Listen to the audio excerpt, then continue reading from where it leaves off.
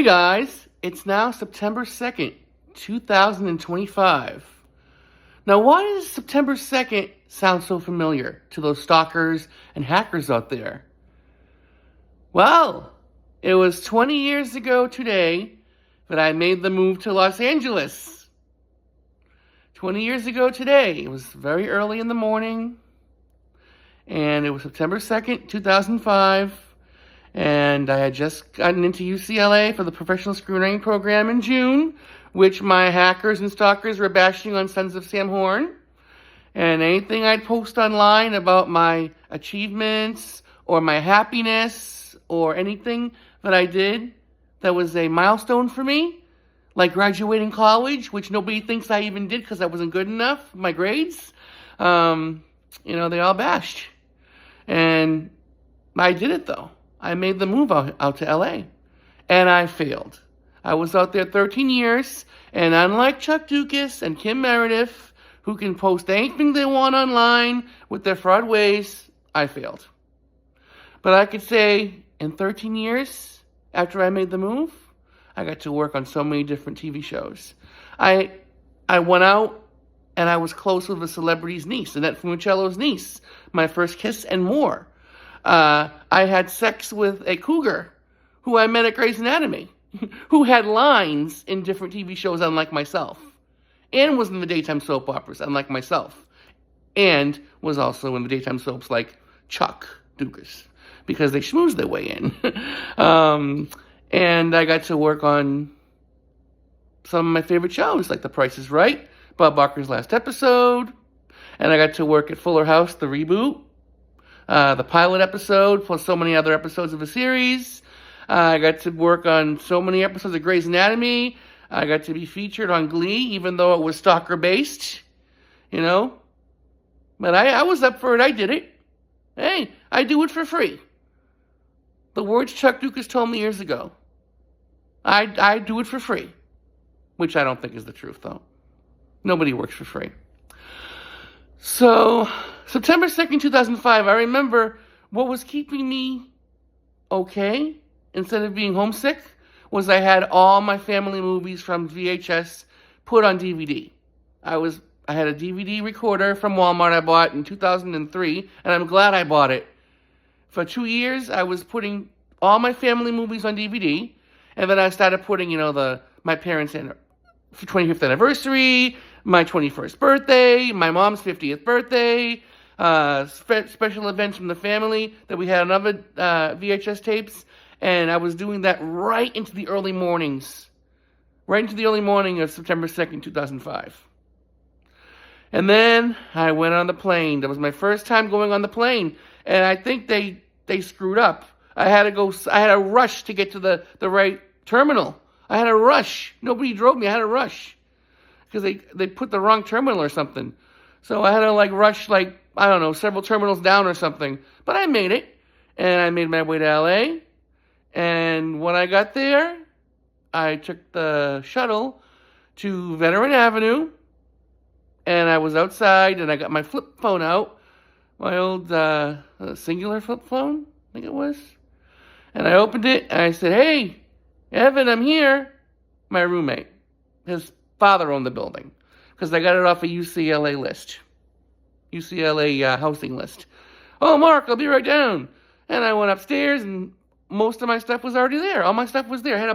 I think I had 6 boxes I had packed. My small screen television with attachment cassette I bought in 2001 from Merrimack College.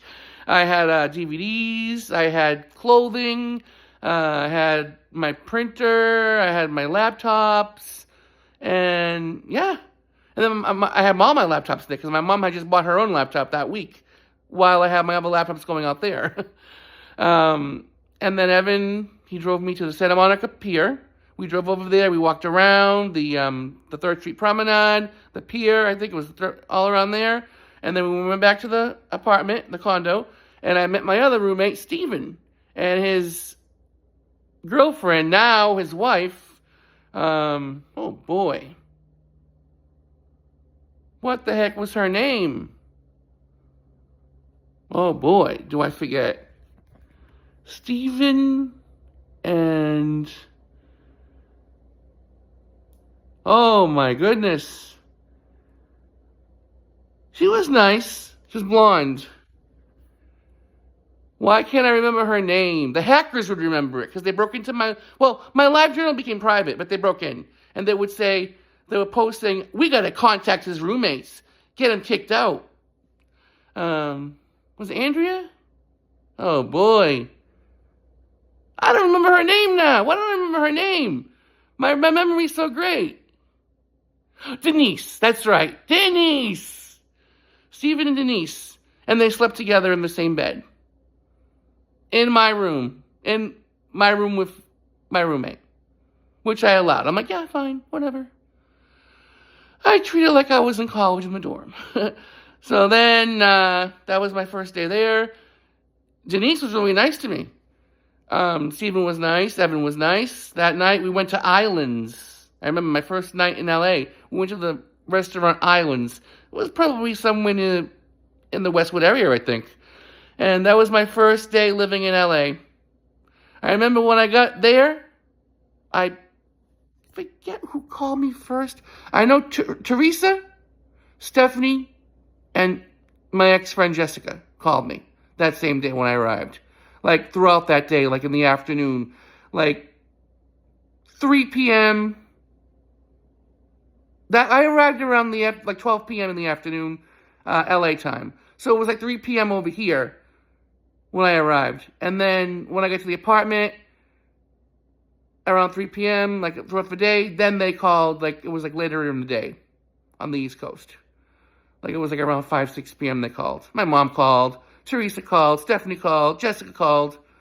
And I'll always remember that. Those people called me the first day I arrived in LA. All 4 of them. my dad, my mom, and Teresa, Jessica, and Stephanie. And that was just the first day.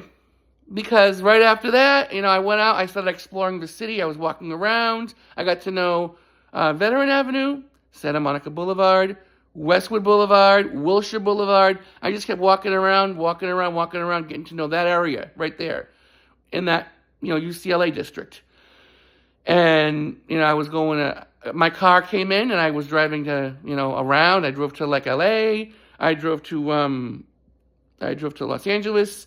I drove all around Santa Monica, getting to know the area.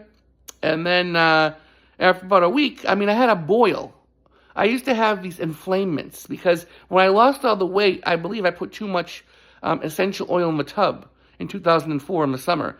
And something must have happened with my skin where the butt crease in the back meets the leg in that really, really sensitive area when you sit and you get creases.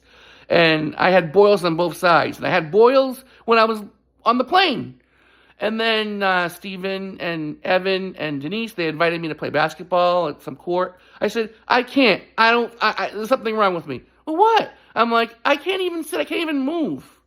Why? What's the matter?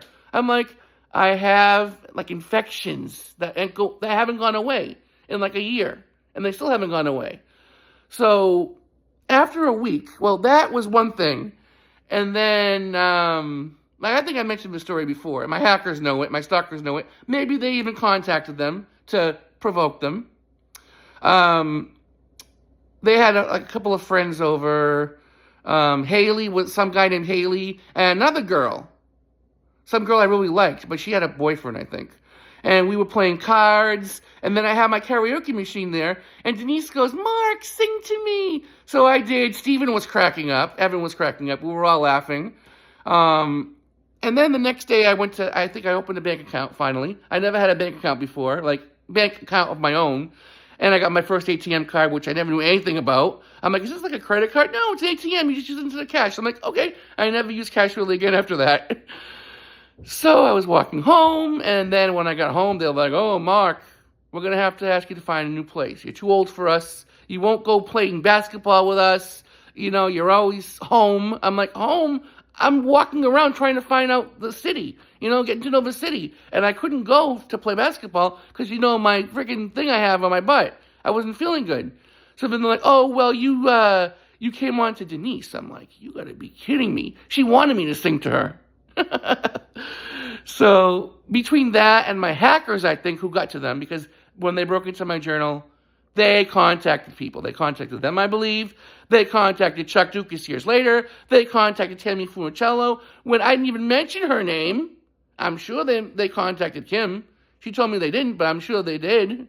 I'm sure they contacted my former ex-neighbor in Lawrence. She told me they contacted her, too.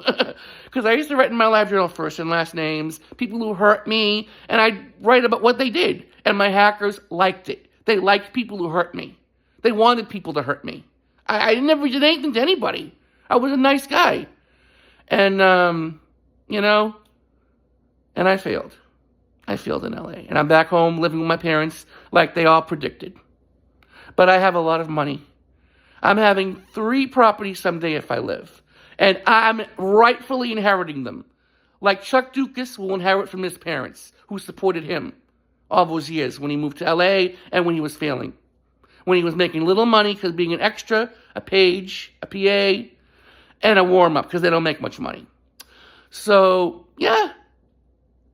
I moved to LA September 2nd, 2005. And I was hit by a car March 31st, 2008. That would have never happened if I had never moved there. I never got hit by a car before, except that one time. Crossing Jefferson and Cimarron, near USC. I would have never met a celebrity's niece. I would have never met Annette Funicello's niece had I never moved there. I would have never worked on all those shows. I would have never worked Bob Barker's Last Price is Right. I would have never worked at Fuller House. I would have never worked at Grey's Anatomy. I would have never met Kim. I would have never gotten close with Tammy Funicello. I would have never gone on a date with someone I really wanted to go out with. I went on dates with her. She was my first kiss and more. Kim, I wrote in my live journal when I met her that day in October of 2007, I was like, I just met this really nice cougar MILF-looking girl. And Jessica, my ex-best friend, goes, you should have just said older, good-looking lady. Oh, yeah. Cougar MILF. And then 5 years later, we went out, and I could say I got with her, too. So, hey, I'm no longer a 40, I'm no longer a 26-year-old virgin or older. That's all I could say. Oh, guys, so, yeah. September 2nd, 2005. It's been 20 years since I moved to LA. And those are just some of the things that happened to me, the good and the bad.